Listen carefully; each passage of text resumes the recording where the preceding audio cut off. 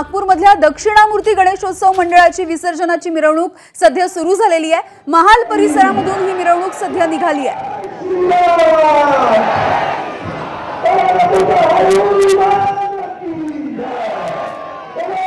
महाल परिसरामधली ही सगळी दृश्य आपण बघतोय। सध्या बडकस चौकावरती ही मिरवणूक आली आहे। यंदाचं या मंडळाचं 105वं वर्ष आहे। हा गणेशोत्सव आहे। आकर्षक देखावे बघण्यासाठी आता नागपूरकरांनी सुद्धा दुतर्फा मोठी गर्दी केलेली आहे।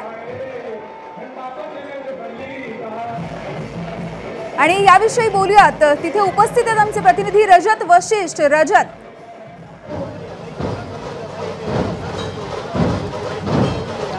नक्कीच खूप उत्साहामध्ये आणि भावपूर्ण पद्धतीने बाप्पांना आज सगळीकडे निरोप दिला जात आहे। आणि नागपूरची ही जी दृश्य आहेत ती आपल्याला नागपुरातला जो एक उत्साह आहे बाप्पांना निरोप देताना तो आपल्याला पाहायला मिळत आहे। दक्षिणामूर्ती स्वयंसेवक गणेशोत्सव मंडळ आहे आणि यंदा मंडळाचा 105वा वर्ष आहे। आणि हा मंडळ अत्यंत पारंपरिक पद्धतीने बाप्पांची विसर्जन मिरवणूक काढण्यासाठी प्रसिद्ध आहे। आणि त्यामुळे हजारोंच्या संख्येने लोक आता सध्या बडकस चौकावर गोळा झालेले आहे आणि ढोल ताशाच्या गजरामध्ये बाप्पांना जो आहे तो निरोप दिला जात आहे। या मंडळाचं खास वैशिष्ट्य म्हणजे विसर्जन मिरवणुकीमध्ये मोठ्या प्रमाणावर देखावे असतात आणि देखावे पाहण्यासाठी नागपूरच्या तरुणाईने या ठिकाणी खूप मोठी गर्दी केलेली आहे।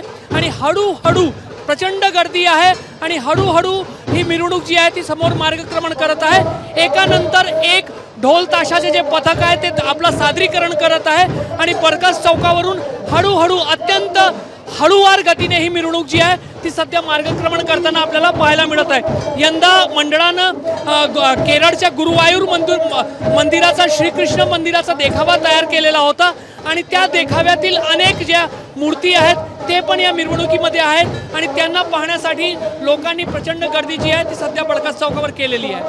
अगदी रजत, धन्यवाद या सगळ्या माहितीसाठी। एबीपी माझा, उघडा डोळे बघा नीट।